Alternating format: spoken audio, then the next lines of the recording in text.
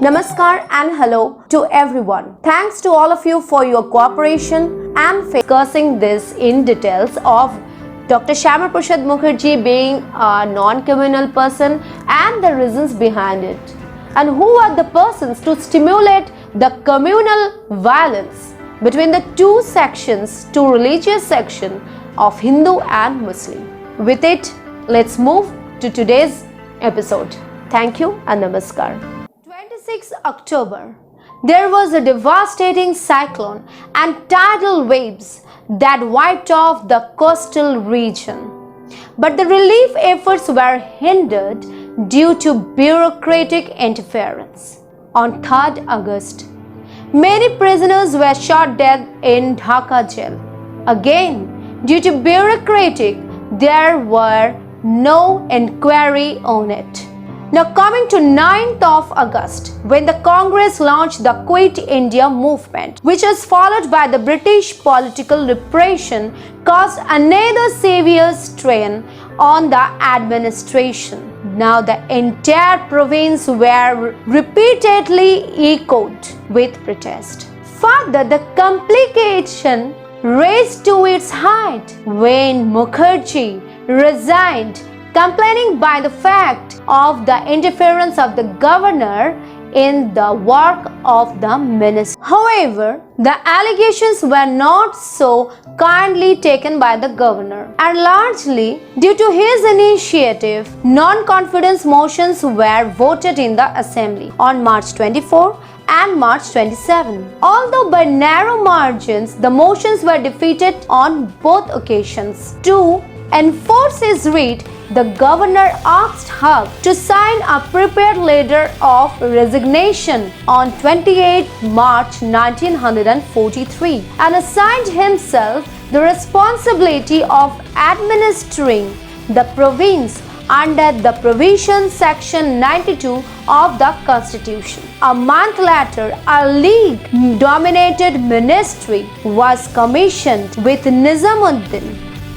as the Prime Minister. Mahasabha's official decision of a non-particular in the movement, Mukherjee wrote a letter to Sir John Hubbard, Governor of Bengal, as to how they should respond to Quit India movement. In this letter, dated 26 July 1942, he wrote, "Let me now refer to the situation that may be created in the province as a widespread movement launched by the Congress. Anybody who during the war planned to stir up mass feeling resulting internal disturbances or insecurity must be resisted by any government that may function for the time being."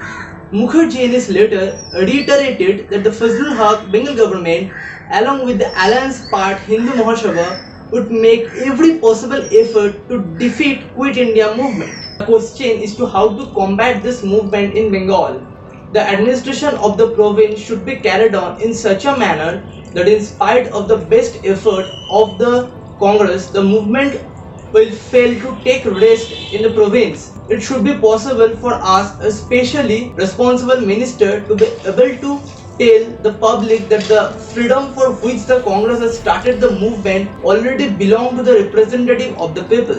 For the sake of Britain, not for any advantage that the British might gain, but for the maintenance of the defense and the freedom of the province itself. You as a governor will function as the conditional head of the province and will be guided entirely on the advance of your administrator. The Indian historian R.C. Majumdar noted this fact and states, Shyama Prasad ended the letter with the decision of the movement organized by Congress. They expressed the appreciation that the movement would create internal disorder and will endanger internal security during the war by exciting popular feelings, and he opined that any government in the power has to suppress it, but that according to him could not be done by persecution. In that letter he mentioned item-wise the step to be taken for dealing with the situation. The new ministry was with variety of views and a number of capable men. Many minds were now striked that the reconciliation of Mukherjee with Fazlul Haq was the beginning of a new era of Hindu-Muslim political reconciliation, which was freed from the dependency of the League. Now Fazlul Haq expect to launch a visible program for the socio-economic upliftment of the common people. So, as long as the coalition lasted, there prevailed harmony. But despite of Haq enjoying most of the assembly's confidence, he had a tense relation with the governor of Bengal, Sir John Harvard, as the provincial Muslim League leaders and patrons were favored by the governor, which includes a group of upcountry Muslim businessmen known by the sobriquet of Calcutta Trio: Mirza Ahmed Isfahani, Khwaja Nuruddin and A.R. Siddiqui, who were also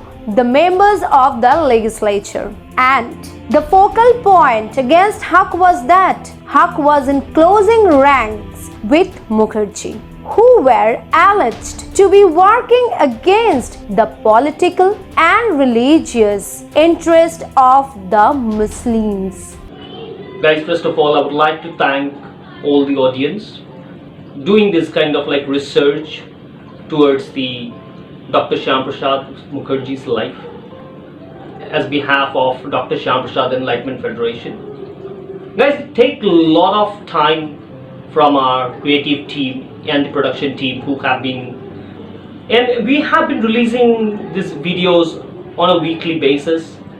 You guys might be able to see a lot of changes.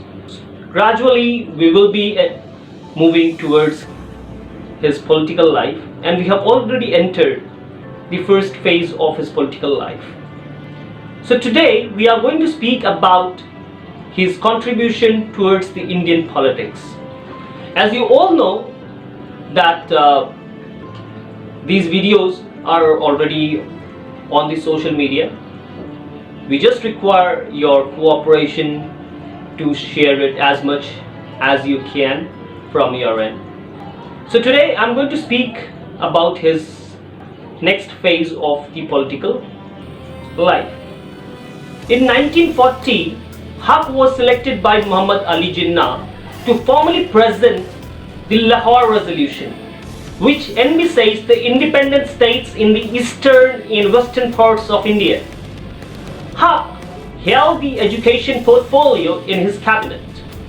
He introduced the primary education bill in the Bengal Legislative Assembly, which was passed into law and made primary education free and compulsory.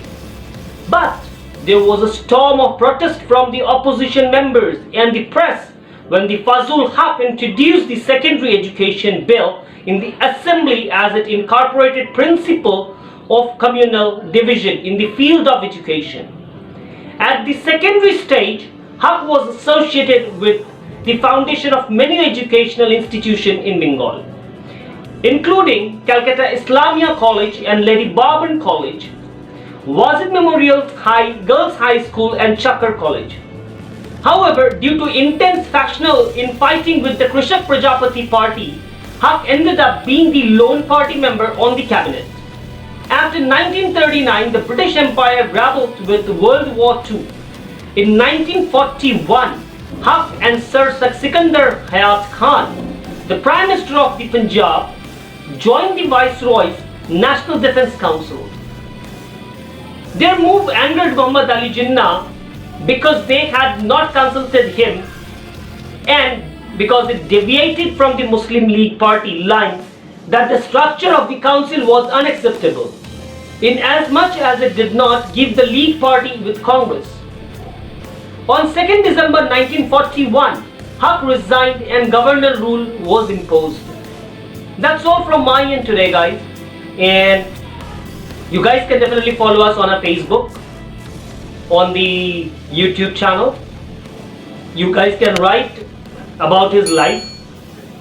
You can send message on the WhatsApp. That's all from my end today. Thank you so much, guys.